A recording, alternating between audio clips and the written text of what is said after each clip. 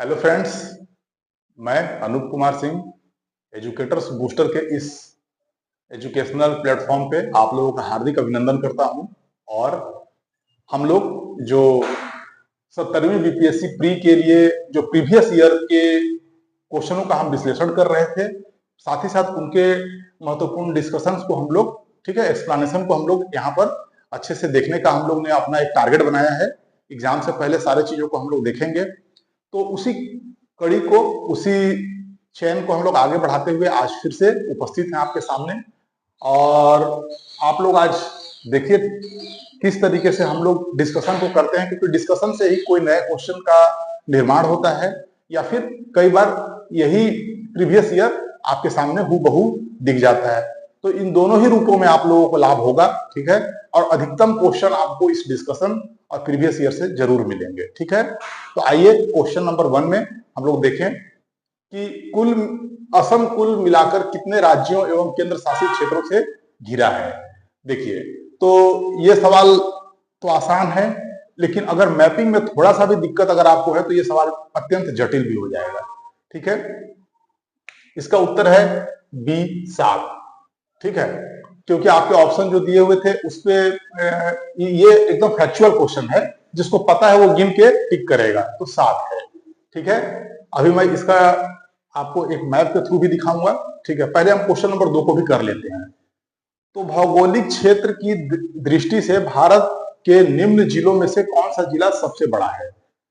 लेह, कच्छ, जैसलमेर, बाड़मेर, कोई नहीं, या एक से अधिक, ठीक है। तो इसका जो सही जवाब है वो बी है, कच्छ। कच्छ जिला जो है वो भारत का सबसे बड़ा जिला है, ठीक है। हालांकि कंफ्यूजन लेह और कच्छ में बहुत होता है, और ये जिस साल बीपीएससी में पूछा था जो ये सवाल, तो उस साल बहुत सारे लोगों ने इसे गलती किया था। ये 66 बीपीएससी का सवाल है ना। तो इस तरीके से अगर आप देखेंगे तो लेह और कच्छ में बहुत ही माइन्यूट अंतर है, ठीक है। लगभग अगर देखें तो 45,000 वर्ग किलोमीटर के आसपास दोनों का ही एरिया है, ठीक है। ये उससे थोड़ा सा बस अधिक है, बस बहुत ही कम, दोनों में अंतर बहुत कम है। जैसे कि अगर मैं कहूं तो अगर लेह के बारे में अगर आपको एक मोटा मोटी दूं आइडिया, तो 45,100, ठीक है, वर्ग किलोमीटर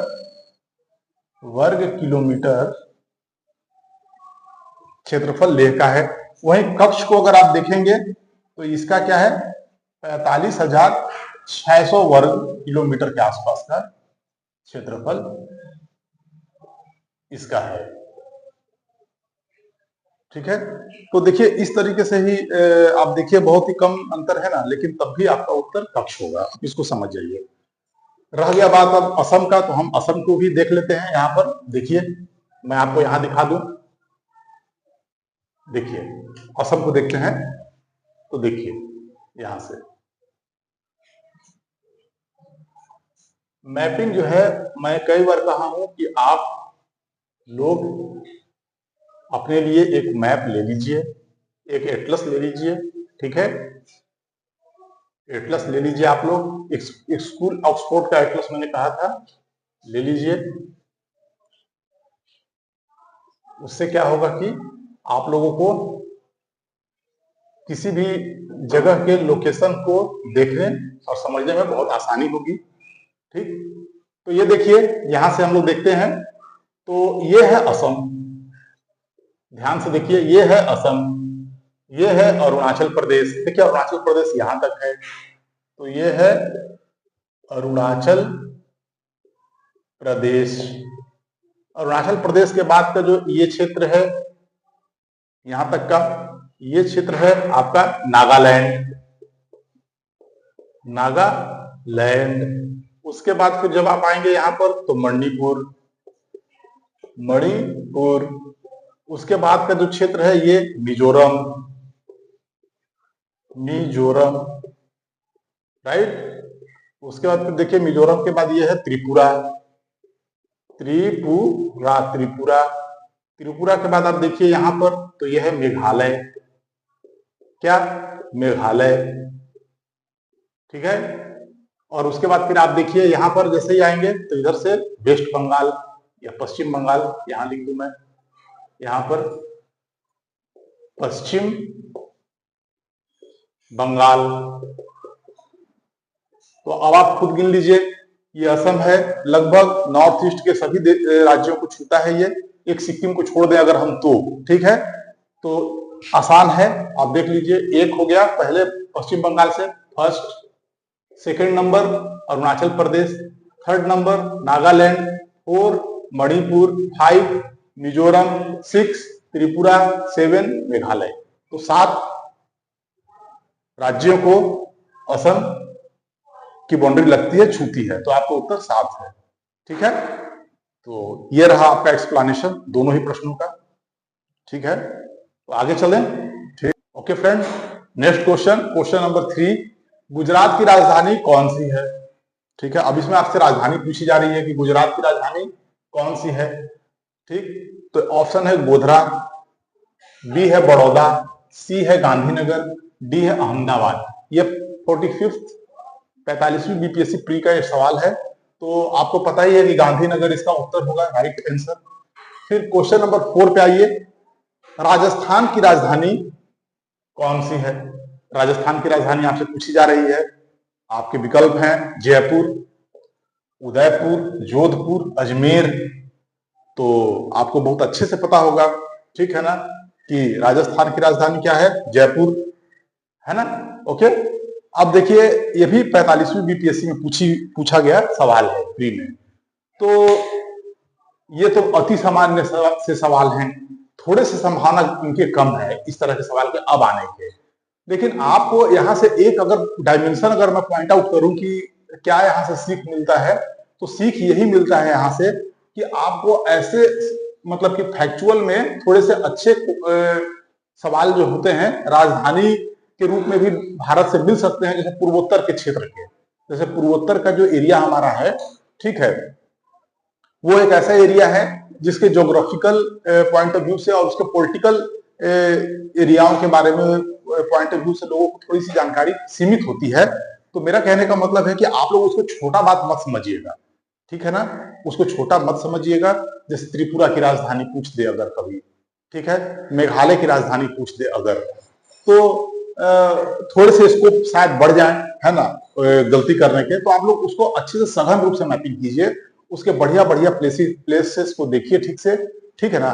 जैसे आपसे पूछ दे कि जोरहाट एक बहुत ही फेमस जगह है, जोरहाट, ठीक है, बहुत ही फेमस जगह है नेचुरल ब्यूटी के लिए, और साथ ही साथ आपको शायद नहीं पता होगा, लेकिन वहां पर एक बहुत महत्वपूर्ण संस्थान की स्थापना की गई है भारत सरकार के द्वारा, वो है वर्षा वन अनुसंधान केंद्र। वर्षा वन अनुसंधान केंद्र की स्थापना की गई है, रेन फॉरेस्ट रिसर्च इंस्टीट्यूट। तो अब जैसे कि वहां का मैपिंग जब आप करेंगे तो वहां के राजधानी के साथ किस तरह की इंपॉर्टेंट चीजों का भी आपके साथ मैपिंग हो जाएगा। तो इसलिए मैं कहता हूं कि यहां से ये एक बात निकल के डायमेंशन आता है, उसे आप लोगों को करना है। छोटा बड़ा कुछ भी नहीं होता है, क्वेश्चन कोई भी आ सकता है, राइट। आगे चलें, ठीक है, okay friend. Next question, question number 5, Bharat के निम्नलिखित भागों में द्रविड़ियन प्रजाति मुख्यतः कहां संकेंद्रित है। यह क्वेश्चन आपके यहाँ, ठीक है। तो इसमें कहता है कि द्रविड़ियन प्रजाति के लोग भारत में कहां पे मिलते हैं। तो देखिए आपके ऑप्शन क्या है, दक्षिण भारत, बी है उत्तर पश्चिम भारत, सी है उत्तर पूर्वी भारत, डी है उत्तर भारत, और ई है इनमें से कोई नहीं या एक से अधिक, ठीक है। तो इस प्रश्न का जवाब होगा आपका दक्षिण भारत, ठीक है। मतलब कि द्रविड़ियन प्रजाति के जो लोग हैं वो दक्षिण भारत में बसे हुए हैं, ठीक। जैसे कि तेलुगु, ठीक है, मलयालम, ठीक है, उसके बाद फिर कन्नड़, ठीक है।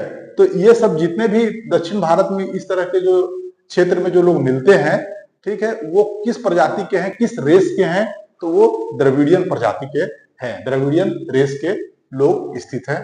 तो ये दक्षिण भारत में सबसे अधिक हैं। अगर आपसे ये पूछा जाए कि ये बताइए कि प्रजाति, ठीक है, प्रजाति भारत में कौन कौन से हैं, तो आप देखिएगा तो उसमें निग्रिटो प्रजाति के भी हैं, ठीक है। कौन कौन से, आप लोग इसको देखिए और लिख लीजिए। कौन कौन से प्रजाति के मिलते हैं। तो देखिए, तो जैसे मैं अगर यहाँ पे एक्सप्लेनेशन में, आपको तो पता चल गया आंसर ए, ठीक है, 60 से 62 बीपीएससी में पूछा गया सवाल था।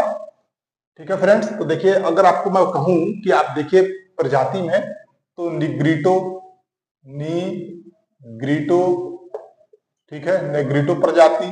दूसरा नंबर होता है प्रोटो ऑस्ट्रलॉइड, क्या, प्रोटो ऑस्ट्रलॉइड, प्रोटो ऑस्ट्रलॉइड, ठीक है।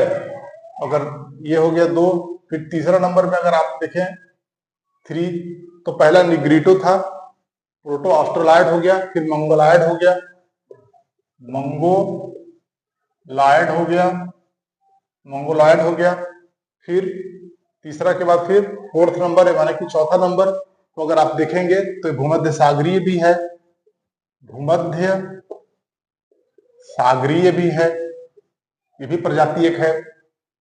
जैसे आप लोग हिस्ट्री पढ़ते होंगे तो आपने पढ़ा होगा कि हड़प्पा सभ्यता के जो लोग थे, नेतृत्व करता थे, वहां की इस तरह के प्रजाति जो मिले थे वो कौन थे, भूमध्य सागरीय ही थे, आपको पता होगा।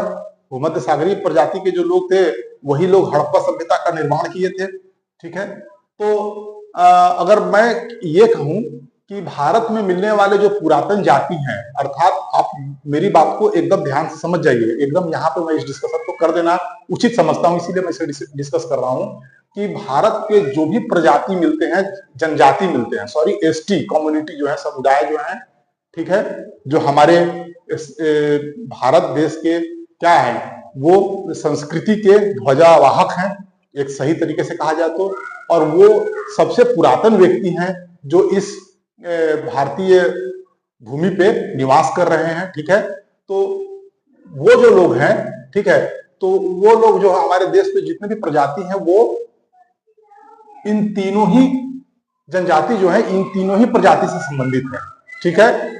मतलब अगर ये क्वेश्चन आ जाए कि भारतीय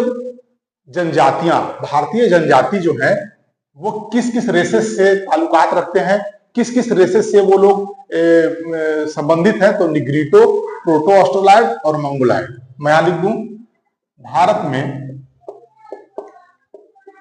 पाए जाने वाले जनजातीय समूह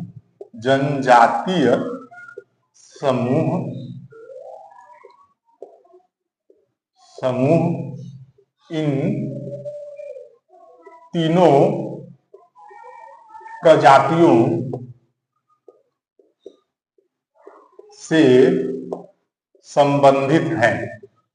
तो बिल्कुल सत्य बात होगा, एकदम है।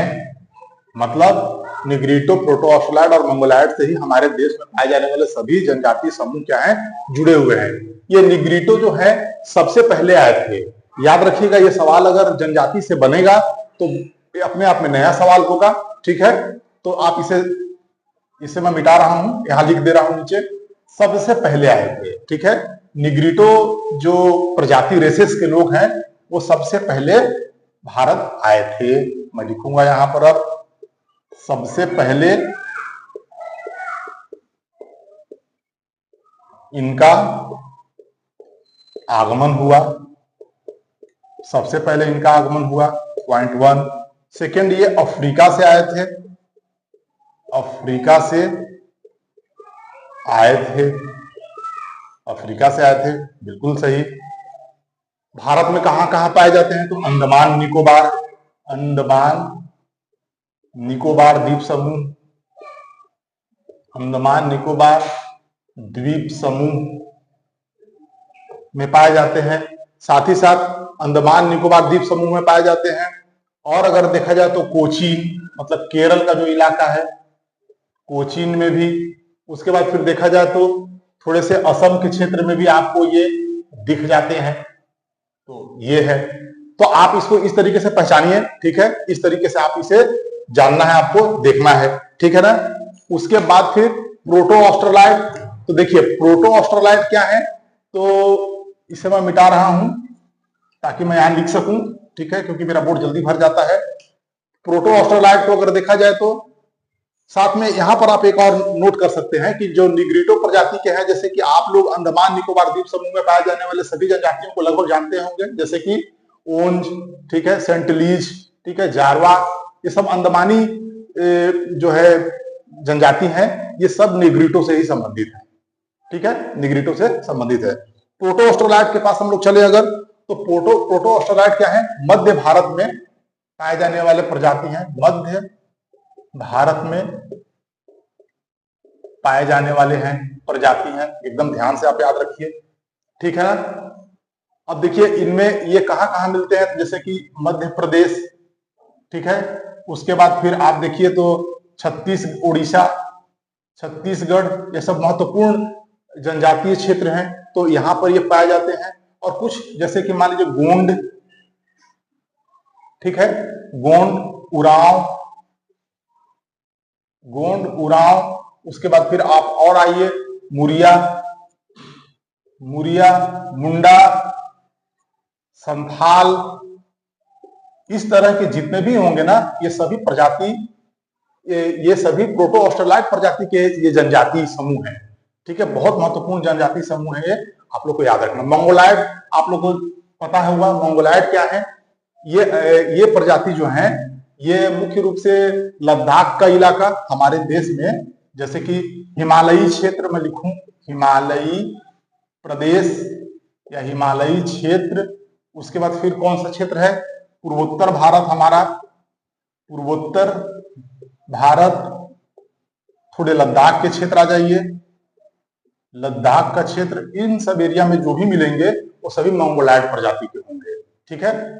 अब जैसे आप देखें तो यहां पर नागा, कुकी, ठीक है, इस तरह के जो भी हैं, ठीक है, तो ये सभी प्रजाति क्या है, मंगोलाइड प्रजाति के होंगे। तो ये थोड़ा सा एक आउटलाइन आप लोग को चाहिए, आप लोग को ध्यान देना है, क्वेश्चन यहां से बनेंगे, अपने आप में लाजवाब क्वेश्चन होंगे, ठीक है, गलत करने की संभावनाएं बढ़ेंगी, तो आप लोग इसे नोट कर लीजिए, ठीक, आप लोग से सवाल निकल जाएगा, इतने से जरूर निकल जाएगा, ठीक है। आगे चलते हैं हम लोग, okay friend, next question number 6, निम्नलिखित में से किस राज्य में जनजातीय समुदाय की पहचान नहीं की गई है, ठीक है। तो ये बीपीएससी में 56 बीपीएससी से 59 बीपीएससी तक से में सवाल पूछा गया है। तो इसमें आपके ऑप्शन है महाराष्ट्र, छत्तीसगढ़, हरियाणा, छत्तीसगढ़, अच्छा ऑप्शन मैंने 2 बार छत्तीसगढ़ ही लिख दिया, कोई बात नहीं है। तो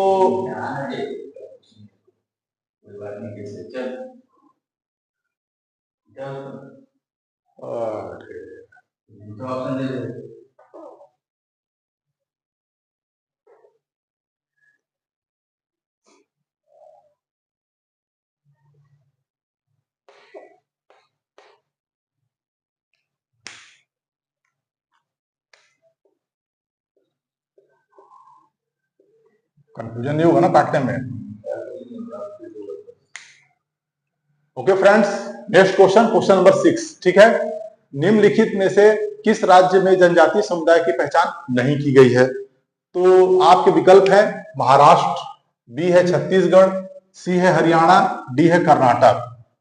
तो 56 से 59 में ये सवाल पूछा गया है, तो इसका सही जवाब क्या होगा आपका, जहां पर जनजातीय समुदायों की पहचान नहीं की गई है, तो हरियाणा, आपके विकल्प सी हरियाणा सही जवाब है, राइट। क्योंकि ये सभी जो भी अन्य राज्य हैं जैसे कि महाराष्ट्र, छत्तीसगढ़, कर्नाटक, ये सब क्या है, ये सब जनजाति बहुल क्षेत्र हैं, और हरियाणा एक ऐसा राज्य है जहां पे जनजाति नहीं प्राप्त हुए हैं, जहां पे कोई भी जनजाति निवास नहीं करती है। आपकी जानकारी के लिए मैं बता दूं, सेंसस 2011 के आंकड़े के आधार पर, क्योंकि अभी जो भी आपको क्वेश्चन जो भी आएंगे उसमें आपको जो भी सवाल करने हैं वो 2011 के आंकड़े के आधार पर ही करना है, ठीक है। तो इसके आधार पर गवर्नमेंट ऑफ इंडिया ने पब्लिश किया है कि हरियाणा, पंजाब, ठीक है, उसके बाद फिर क्या है, उसके बाद है हरियाणा पंजाब के बाद में फिर देखा जाए तो दिल्ली, केंद्र शासित प्रदेश दिल्ली, और फिर पुदुचेरी, ये भी केंद्र शासित प्रदेश है, पुदुचेरी, तो आप याद रखिए कि 2 केंद्र शासित प्रदेश, दिल्ली और पुडुचेरी, और एक हरियाणा और पंजाब, दोनों राज्य। यहाँ पर कोई भी ऑफिशियली डाटा में कोई भी जनजातीय समुदाय यहाँ पर निवास नहीं करते हैं। यहाँ पर कोई भी जनजातीय समुदाय नहीं है, ठीक है। और 2011 के ही आंकड़े के आधार पर अगर देखा जाए तो सबसे अधिक जनजातीय बहुल क्षेत्र जो है वो कौन कौन से हैं? सर्वाधिक जनजातीय बहुल क्षेत्र आपके जो है उसमें है मध्य प्रदेश, एमपी सबसे आगे है, सबसे अधिक है जनसंख्या में। उसके बाद फिर मध्य प्रदेश के बाद फिर क्या है? महाराष्ट्र एमएच। उसके बाद फिर क्या है? उड़ीसा, ठीक है। उड़ीसा के बाद फिर क्या है? राजस्थान, ठीक है, आरजे राजस्थान। और फिर क्या है? गुजरात। तो इसे आप याद कर लीजिए, मोस्ट इंपॉर्टेंट है ये, मोस्ट इंपॉर्टेंट, आप मोस्ट इंपॉर्टेंट चीज है याद कर लीजिए। ये है मध्य प्रदेश, मध्य प्रदेश आपको साथ में लिखते भी चलना है। महाराष्ट्र, मध्य प्रदेश के बाद महाराष्ट्र, उसके बाद उड़ीसा, एकदम क्रम से है ये। उसके बाद फिर राजस्थान और फिर गुजरात। एकदम नया है, लेटेस्ट है, कोई गलती होने की संभावना नहीं है, आप इसे नोट कर लीजिए, ठीक है। तो ये 2 बातें आपको अच्छे से याद करना है, ठीक ना। और अगर हम परसेंटेज के हिसाब से देखें कि प्रतिशत के हिसाब से कहां पर सबसे अधिक जनजाति निवास करते हैं, तो प्रतिशत के हिसाब से अधिक जनजाति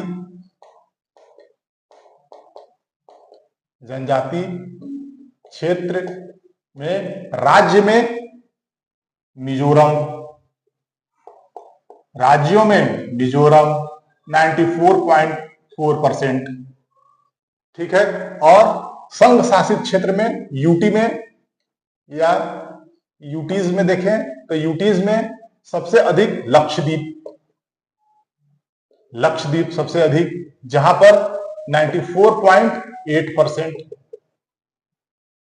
ठीक है ना। तो इन दोनों को भी आप याद रखिएगा कि मतलब जनसंख्या में सबसे अधिक जनजाति निवास कहां करते हैं?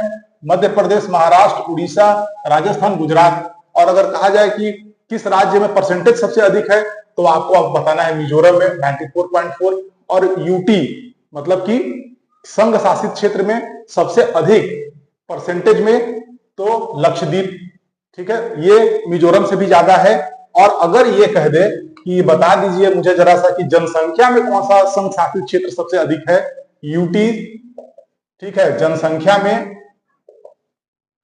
यूटी में जनसंख्या में सबसे अधिक तो दादर एवं नगर हवेली। ये कुछ फैक्ट हैं जिसे आपको याद रखना है, और यहां से सवाल निश्चित तौर पे आपको मिलेंगे, जो भी मिलेंगे आपको यहां से बन जाएगा। या तो जनसंख्या में आ जाए सबसे अधिक, या फिर आ जाए कि परसेंटेज में सबसे अधिक, ठीक है। ये जहां पे एकदम बिल्कुल है ही नहीं, इससे तो आया ही था, उसका डिस्कशन मैंने कर ही दिया। फिर सबसे अधिक यूटी में कहां पर है परसेंटेज में, यूटी में सबसे अधिक जनसंख्या में कहां पे है, सारा यहां पे आपको मिल गया, ठीक है। नेक्स्ट क्वेश्चन पे आते हैं हम लोग, क्वेश्चन नंबर 7। गद्दी लोग निवास करते हैं। देखिए, तो गद्दी जो एक जनजाति है कहां निवास करती है? मध्य प्रदेश में करती है क्या? हिमाचल प्रदेश में करती है? अरुणाचल प्रदेश में करती है? या मेघालय में करती है? तो 44th बीपीएससी में यह क्वेश्चन आपसे पूछा गया है, और इसका सही जवाब जो है वो है हिमाचल प्रदेश में है।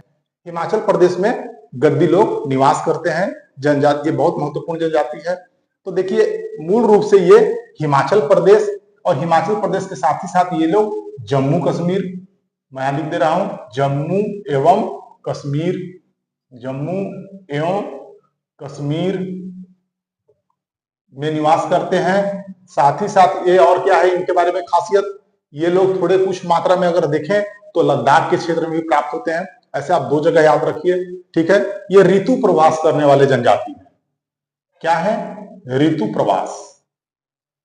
प्रवास करते हैं ये लोग। ऋतु प्रवास का मतलब क्या है हुआ? गर्मी के दिनों में क्या होता है कि ये ऊंचाई वाले क्षेत्र में चले जाते हैं जहां पे घास प्राप्त होते हैं, और अपने पशुओं को वहां चराते हैं, ठीक है। तो ऋतु प्रवास करते हैं ये लोग, ये बात ध्यान रखना है, ठीक ना। और ये लोग क्या है? पशुपालक प्रजाति के लोग हैं, ठीक है। और सांस्कृतिक रूप से बहुत ही उच्च हैं ये लोग, माने काफी सांस्कृतिक पहलू इनका बहुत ही भरा पड़ा है। और साथ ही साथ ये लोग क्या करते हैं, हैंडीक्राफ्ट का भी कार्य ये लोग काफी करते हैं। ठीक है, महिलाएं क्या करती हैं, घर पे ही रहती हैं। पुरुष जो है वो ऋतु प्रवास करते हैं, महिलाएं घर पे रह करके खेती का कार्य करती हैं। ठीक है, तो इस तरीके से आप गद्दी प्रजाति को भी थोड़ा सा ब्रॉडली देखिए तो आपके आंसर बी होगा आपका। ठीक है, ठीक है फ्रेंड, आगे चले हम लोग। ठीक है फ्रेंड्स, तो नेक्स्ट क्वेश्चन नंबर 8 से देखते हैं। क्वेश्चन नंबर 8 कहता है बोडो निवासी हैं। ठीक है, इनहेबिटेंट्स मतलब कि जहां वो रहते हैं वो कौन सा स्थान है, तो ए नंबर है आपका ऑप्शन गारो की पहाड़ी। ठीक है, बी नंबर है संथाल परगना, डी नंबर है Amazon basin, sorry C number है अमेजन बेसिन, और डी नंबर क्या है मध्य प्रदेश। ठीक, तो आप लोग देखिए, आप लोग देखेंगे तो पता चल जाएगा कि देखिए अमेजन बेसिन तो हमारे देश में है ही नहीं, राइट। अगर आप इसको देखें ध्यान से तो ये कहां पर है, ब्राजील में है। ठीक है ना, दक्षिण अमेरिकी महाद्वीप पर, तो इसलिए आपके उत्तर ये तो बिल्कुल भी नहीं होंगे, तो ये तो ऐसे ही कट जाएगा आपका, है ना। उसके बाद फिर नेक्स्ट अगर हम लोग ऑप्शन की तरफ चले तो संथाल परगना जानते हैं कहाँ है ना, संथालों का विद्रोह जो हुआ था 1855-56 में, भारत का एक माइलस्टोन है, जितने भी जनजातीय विद्रोह हुए हैं उसमें से। तो ये कहाँ है, ये छोटा नागपुर के पठार के पास में है, तो ये भी आपका उत्तर नहीं होगा। उसके बाद फिर मध्य प्रदेश एक जनजातीय बहुल क्षेत्र है, लेकिन आपका उत्तर ये भी नहीं होगा, आपका उत्तर होगा ए गारो की पहाड़ी। तो गारो के जो पहाड़ है ना, पर्वतीय क्षेत्र पहाड़ी क्षेत्र है गारो के, वहीं पर प्राप्त होते हैं बोडो निवासी। देखिए इस प्रश्न का अगर एक्सप्लेनेशन मैं सही में करूं तो देखिए इसमें होता क्या है कि जो बोडो है ना ये असम के मूल निवासी है। ठीक है, असम राज्य जो हमारे देश में, ठीक है, पूर्वोत्तर क्षेत्र का एक बहुत महत्वपूर्ण राज्य है असम, जिसकी सीमा पूर्वोत्तर के लगभग सभी राज्यों से छूती है। तो वहां के जो मूल जनजातीय निवासी हैं वो बोडो कहलाते हैं। कहाँ के हैं, असम के। मैं यहां लिख रहा हूं असम के निवासी हैं बोडो। देखिए बोडो असम के मूल निवासी हैं और इनका सर्वाधिक संख्या कहाँ पे है, असम राज्य में केंद्रित है। लेकिन है क्या कि उसके आसपास के जितने भी अन्य राज्य हैं जिसकी सीमाएं असम से लगती है, उन सभी में इनकी संख्या पाई जाती है। इसलिए कोई भी जनजाति समूह जो है वो राज्य की सीमाओं में बंद के नहीं रहते हैं, उनके बहुत सारे जो मतलब कि संख्या है, बहुलता है, वो अन्य राज्यों में भी वितरित होता है, संकेंद्रित होता है, जहाँ पे जंगलों का विस्तार हो। तो पूर्वोत्तर ऐसा क्षेत्र है हमारे राज्य का, एक ऐसा अनमोल क्षेत्र है जहाँ पर पर्वतीय क्षेत्रों का विस्तार लगभग सभी राज्यों में बहुत ही अधिक मात्रा में है। इसलिए ये जो बोडो निवासी हैं वो असम के मूल निवासी हैं, परंतु वो त्रिपुरा, ठीक है, उसके बाद फिर मेघालय, पश्चिम बंगाल और देखें अगर आप तो मणिपुर, ठीक है, इन सभी राज्यों में इनका विस्तार है। इसलिए आपका उत्तर क्या होगा, ए गारो की पहाड़ी। ओके फ्रेंड, फिर क्वेश्चन नंबर 9 भी देख लीजिए आप। ठीक है, गारो जनजाति हैं। देखिए गारो क्या है कि जैसे आप देखते हैं ये मेघालय का पठार है, ये टोटल जितना भी भूभौतिक प्रदेश जो दिखाई दे रहा है मेघालय के पास में, उसे मेघालय का पठार कहते हैं। यहाँ पर यह है गारो, उसके बाद फिर यह है खासी और यह है जयंतिया, ये 3 पठार हैं। ठीक है, तो इसमें गारो पर जो रहने वाले जनजाति हैं उन्हें क्या कहते हैं, गारो जनजाति कहते हैं। तो जाहिर सी बात है ये मेघालय के पठार पे मिलते हैं। तो आपका उत्तर क्या हो जाएगा, डी मेघालय का पठार। तो देखिए ये जो गारो जनजाति है ना, ये गारो जनजाति क्या है, मातृ प्रधान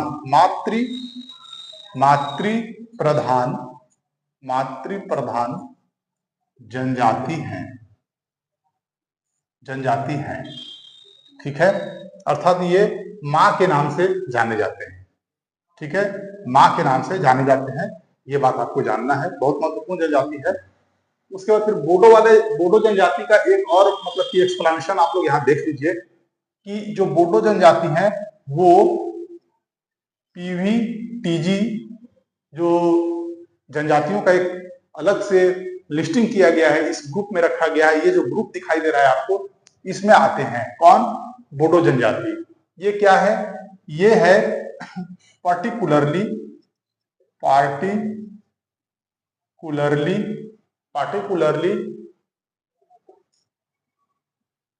vulnerable, ठीक है, पर्टिकुलरली वल्नरेबल ट्राइबल ग्रुप, ठीक है, ट्राइबल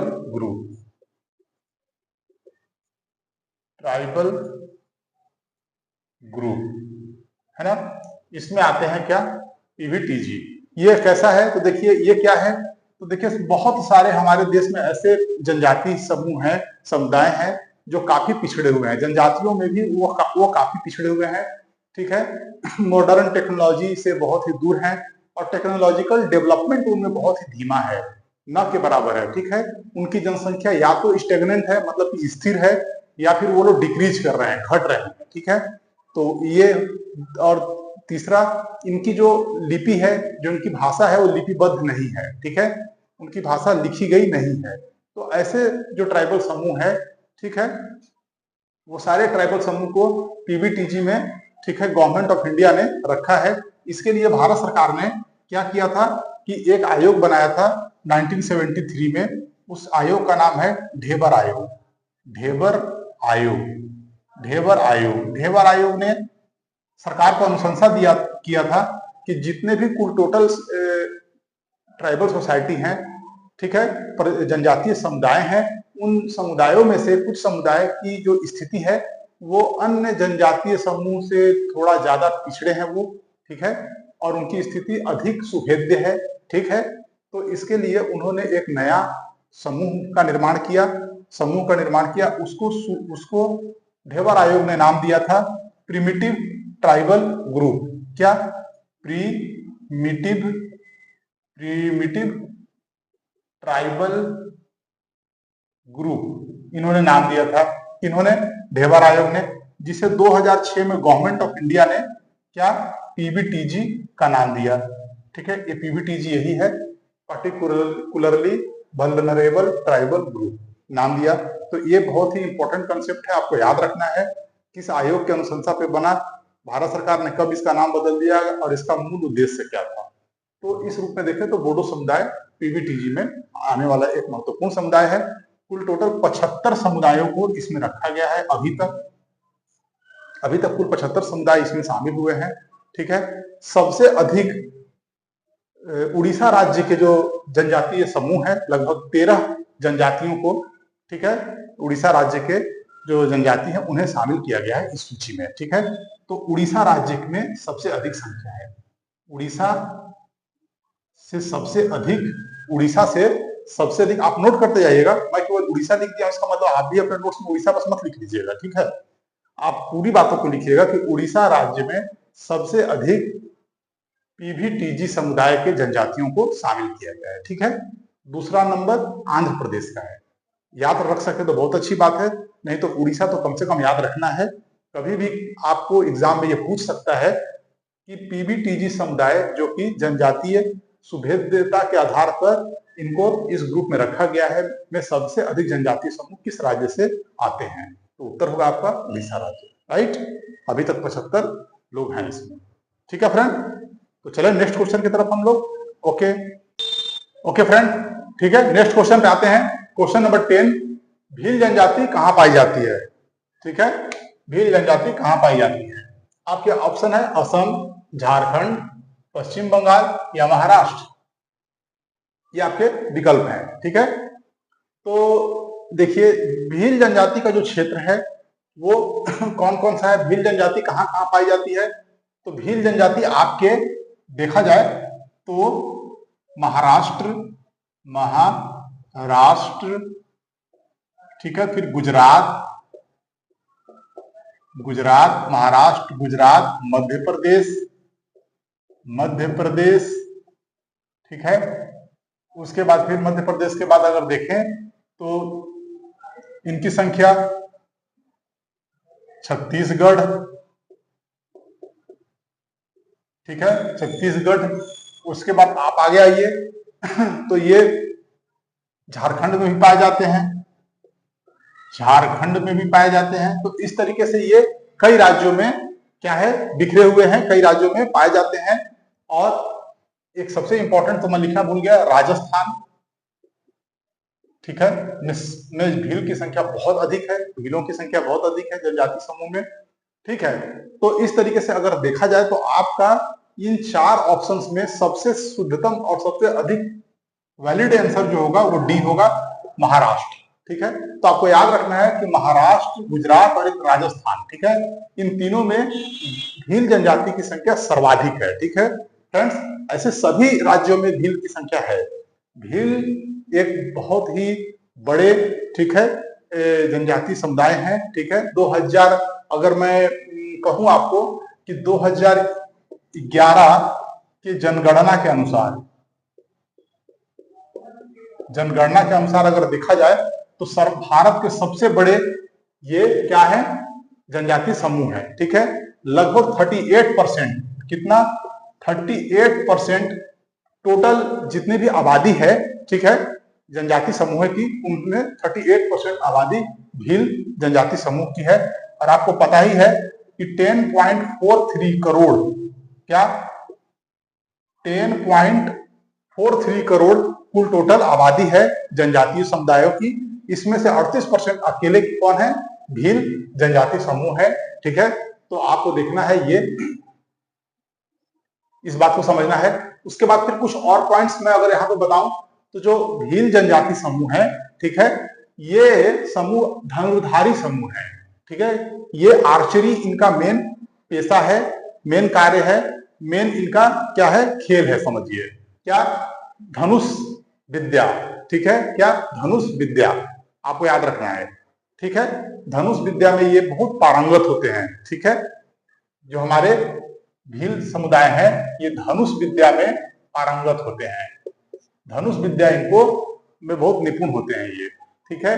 और फिर अगर आप देखेंगे तो इनमें एक और खासियत है, ये गैर डांस करते हैं, क्या, इनमें एक, देखिए हर जितने भी समुदाय होते हैं ना, जितने भी जनजाति समुदाय हैं, इनमें नृत्य, ठीक है, इनका सांस्कृतिक पक्ष बहुत ही भरा पूरा होता है, इनका सांस्कृतिक पक्ष बहुत रिच होता है।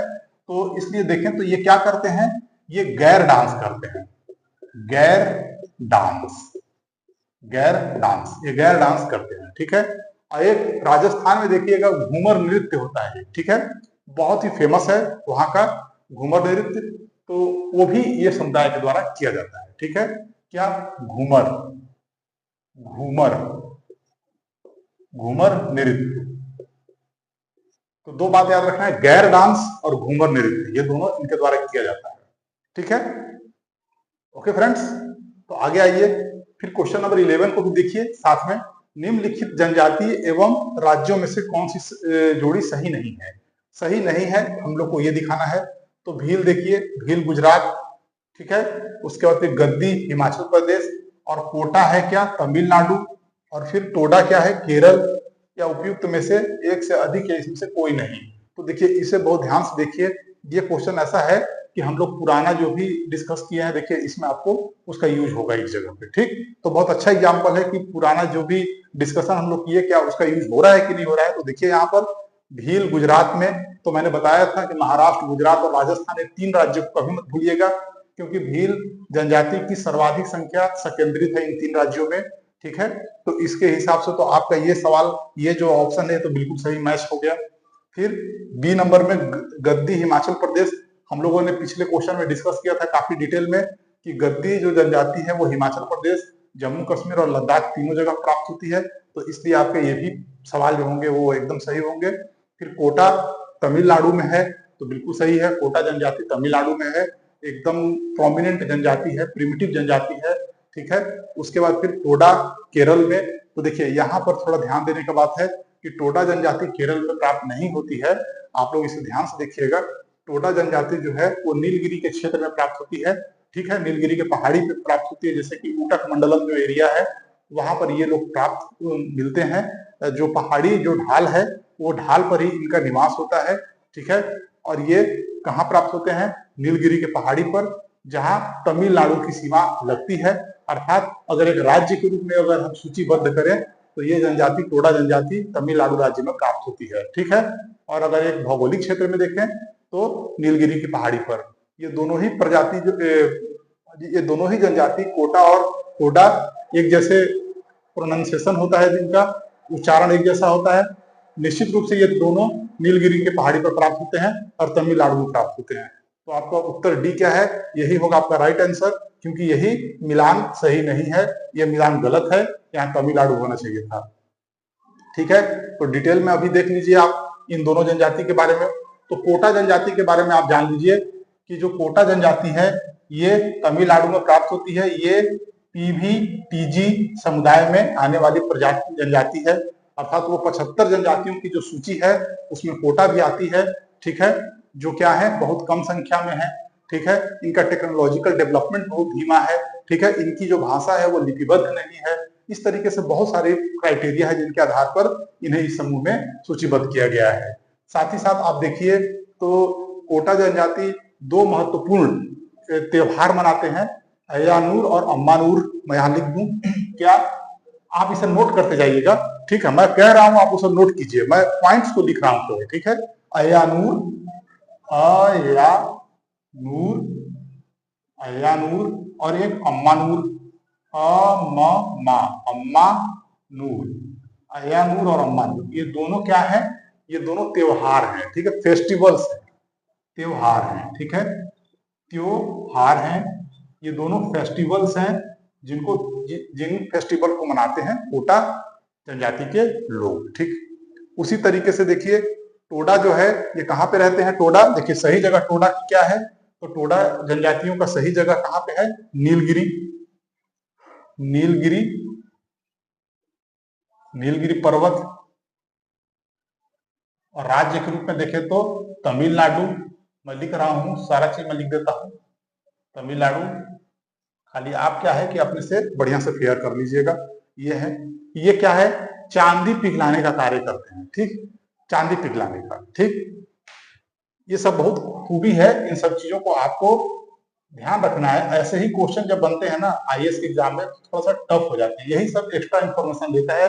मान लीजिए बीपीएससी केवल ये पूछ रहा है कि टोडा जनजाति का निवास स्थल कहाँ है, और वहां पर 2-3 कदम आगे निकल के पूछ देगा कि क्या ये नीलगिरी के क्षेत्र में करते हैं, ये चांदी पिघलाने का कार्य करते हैं। तो इस तरीके से ठीक है, चांदी पिघलाने का भी ये कार्य करते हैं। आप इसको नोट कीजिए, देखिए मैं लिख रहा हूं ना, लिखिए, देखिए चांदी पिघलाने का कार्य करते हैं।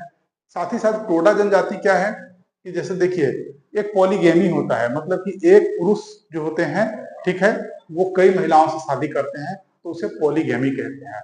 और एक होता है पॉलिएंड्री। ठीक है, समझ रहे हैं, तो पॉलिएंड्री जो होता है वो एक महिला जो होती है वो कई पुरुषों से शादी अगर करती है तो उसे कहते हैं। ठीक है, तो टोडा जनजाति के जो लोग हैं, यहाँ मैं मिटा लूं, देखिए यहाँ मैं मिटा रहा हूं। ठीक है, यहाँ मिटा के मैं इसके ऊपर ही इसके विषय में लिख देता हूं, तो आप लोग के लिए आसानी हो जाएगा। ठीक है,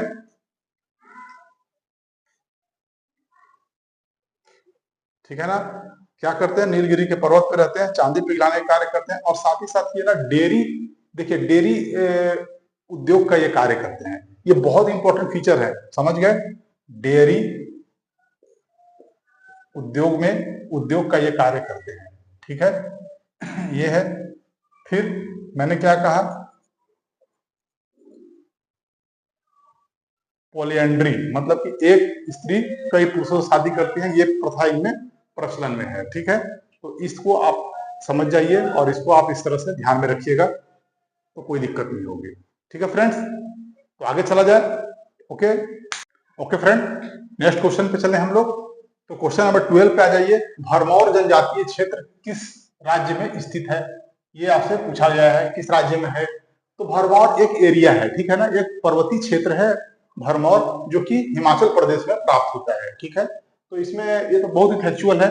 ठीक है, इसको तो सीधे सीधे आपको देख लेना है, फिर से रिपीट कर सकता है। भरमौर एक महत्वपूर्ण क्षेत्र है, ठीक है, जो हिमाचल प्रदेश में प्राप्त होता है। ये जनजातीय प्रधान क्षेत्र है, जहाँ पे जनजातीय प्राप्त होते हैं। ये हिमाचल प्रदेश का महत्वपूर्ण भाग है। ठीक, अब क्वेश्चन नंबर 13 पे आइए।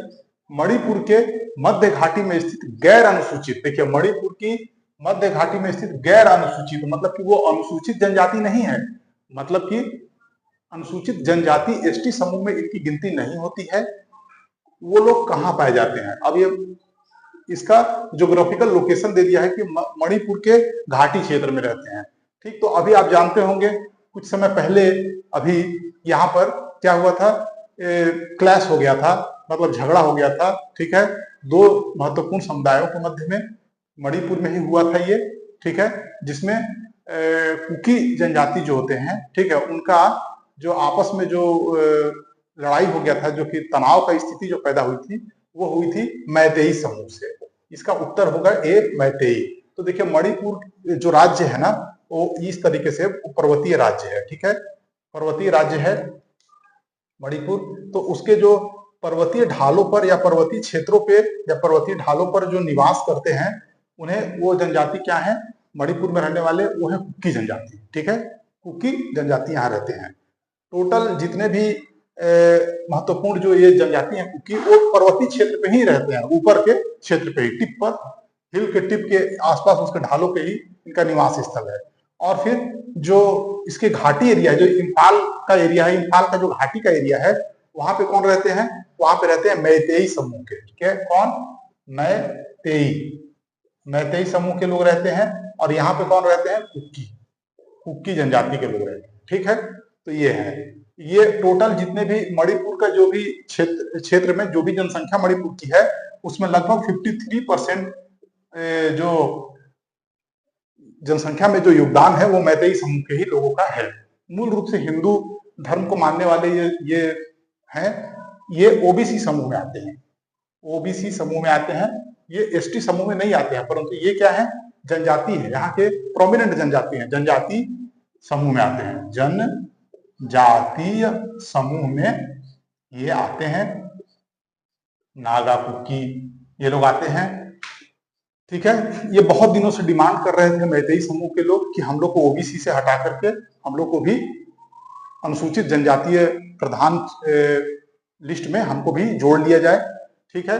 और इसी बीच में क्या होता है कि मणिपुर में जो उच्च न्यायालय है वो सरकार को आदेश देती है कि इन्हें एसटी के समूह में शामिल करने की जो प्रोसेस है, प्रक्रिया है, उसको आगे बढ़ाया जाए, जिसके विरोध में कुकी और नागा समूह एकत्रित होकर के इनका विरोध करने लगते हैं। इनके विरोध का आधार यह होता है कि इनका कहना है कि मैतेई समूह राजनीति में और वहां के जो भी रोजगार, नौकरी, सरकारी नौकरियों में इनकी संख्या बहुत अधिक है, ठीक है। और उनका कहना है कि जब इनको भी अगर एसटी समूह में शामिल कर लिया जाएगा तो फिर इनको असुरक्षा का भाव इनके अंदर आ गया कि नागा और कुकी समूह के जो लोग हैं इनमें असुरक्षा की भावना इसलिए आ गई, इन्हें लगी, कुकी समूह को लगा कि हमारी जो मतलब कि जो एक रिजर्वेशन है, हमारे लिए जो आरक्षण है, फिर उसका अधिकतम लाभ मैतेई समूह के द्वारा ही उठाया जाएगा। इसलिए अपनी इस असुरक्षा के भाव को व्यक्त करते हुए ये लोग वहां पर क्या करते हैं, काफी वहां पर हिंसात्मक गतिविधि होने लगती है और ये काफी आगे बढ़ती है। फिर प्रशासन और सरकार के सूझबूझ के द्वारा कुछ इसे रोका गया, लेकिन ये इसलिए ही चर्चा में रहे पूरा, मतलब कि यह घटना पूरा चर्चा में रही है। तो इस बात को समझना, आपका उत्तर मैतेई होगा। अब यहाँ पे मैं एक दो सवाल और यहाँ पे अंतिम, आज का क्लास थोड़ा लंबा हो गया है, मैं एक दो चीज और यहाँ पे पूछना चाहता हूं कि यहाँ मैं मिटा लूं, ठीक है, कट्टू नयाकन, ठीक है, कट्टू नयाकन ये एक जनजातीय समूह है, ठीक है। इस समूह के विषय में आपको क्या कुछ पता है, ये अभी काफी चर्चा में रही है ये समूह, क्या नाम है इनका, इनका नाम है कट्टू नयाकन। तो देखिए ये जो समूह है ये कौन है, तो देखिए ये एक जनजाति समूह है, ठीक, ये एक जनजाति समूह है कट्टू नयाकन। आपको पता होगा कि एक अभी मूवी आई थी जिसे ऑस्कर के लिए, डॉक्यूमेंट्री मूवी थी एक, जिसे ऑस्कर के लिए भेजा गया था और जिसे ऑस्कर मिला था डॉक्यूमेंट्री फिल्म के क्षेत्र में, ठीक है। वो यही जनजाति, इसी जनजाति पर आधारित फिल्म है ये, ठीक है, एलिफेंट विस्पर करके जो फिल्म आई थी, ठीक है, एलिफेंट विस्पर। तो ये वही फिल्म है। कट्टू नयाकन जनजाति के लोग ही मतलब इतने प्रकृति प्रेमी होते हैं और जीव जंतु के प्रति इतना अधिक ये मतलब कि देखभाल के लिए इनका इतना अधिक उनका झुकाव है, उसे इस फिल्म में दिखाया गया है, जिसमें एक हाथी का बच्चा होता है जो करंट लगने से जिसकी माँ की मौत हो जाती है और उसके बाद वो जो हाथी का बच्चा होता है वो बिल्कुल इधर उधर जंगल में घूमता है, जिसे दो महत्वपूर्ण जनजाति समूह के जो कपल्स के द्वारा उसे गोद लिया जाता है और उसे पाला पोसा जाता है, और वो लोग उसके भाषाओं को भी धीरे धीरे समझने लगते हैं। और इस तरह का मार्मिक चित्रण जो डॉक्यूमेंट्री फिल्म में किया गया है वो इन्हीं जनजातियों के समूह पे आधारित था, कट्टू नयाकन। ठीक है, एक और जनजाति देख लीजिए, शायद परीक्षा में आपके काम आ जाए, हक्की पक्की। हक्की पक्की, देखिए ये भी जनजाति समूह बहुत ही महत्वपूर्ण था और चर्चा में रहा है। ठीक है, ठीक, क्योंकि इनको सूडान से बाहर निकालने के लिए गवर्नमेंट ऑफ इंडिया ने ऑपरेशन कावेरी चलाया था। क्या ऑपरेशन कावेरी चलाया गया था सूडान से इनको बाहर निकालने के लिए, क्योंकि ये कुछ अपने आयुर्वेदिक और जड़ी बूटी के प्रोडक्ट्स को, मतलब आयुर्वेदिक प्रोडक्ट्स को बेचने के लिए मशहूर हैं। इनको काफी जड़ी बूटी का ज्ञान होता है, जिसके आधार पर ये हर्बल दवाइयां बनाते हैं और उसे बेचते हुए ये कहां पहुंच गए, सूडान तक चले गए। सूडान में गृह युद्ध होने की वजह से कहां पर, सूडान में चले गए थे, और सूडान में क्या था, गृह युद्ध का माहौल था, जिसकी वजह से ये फंस गए थे। तो इन्हें वहां से बाहर निकालने के लिए क्या है कि भारत सरकार ऑपरेशन कावेरी चलाती है। ये क्या है, पक्षियों का शिकार करते हैं। ठीक है, पक्षियों का शिकार करने में ये माहिर होते हैं। तो इस तरीके से इन दोनों को थोड़ा सा ध्यान आप रख सकते हैं, अगर आप लोग रखेंगे तो जरूर फायदा निकल सकता है। और एक बात और याद रखिएगा, एक कुरुख भाषा होता है। देखिए हर जनजाति में कुछ महत्वपूर्ण विशेषताएं होती हैं, मैं कई बार जोर दिया हूं। ऐसे मैं जनजाति टॉपिक तो नहीं पढ़ा रहा हूं, लेकिन कभी ना कभी मैं आपको इस पर स्पेशल वीडियो जरूर लेके आऊंगा, बिल्कुल अच्छा सा एक वीडियो। लेकिन अभी फिलहाल इस क्वेश्चन के PYQ के डिस्कशन के दौरान मैं कुछ बता देता हूं। जैसे एक कुरुख भाषा होता है, कुरुख भाषा आ सकता है कि ये भी एक चर्चा में रहा है अभी कि कुरुख भाषा कौन सी जनजाति बोलती है, तो ये है उरांव। देखिए ये चर्चा में रहा है, जो साल भर, उसी को मैं यहाँ पे 2-4-5 चर्चा में जो रहे उसको मैं यहाँ पे दिखा दे रहा हूँ। कुरुख भाषा उरांव बोलते हैं। कट्टू नयाकन, इन पे डॉक्यूमेंट्री फिल्म बना है। ठीक है, जिससे ऑस्कर मिला है। उसके बाद फिर हक्की पक्की, ये ऑपरेशन कावेरी के द्वारा सूडान से इनको लाया गया है। ठीक है, और एक और है कि घोटुल प्रथा किस जनजाति में चर्चित है। क्या घोटुल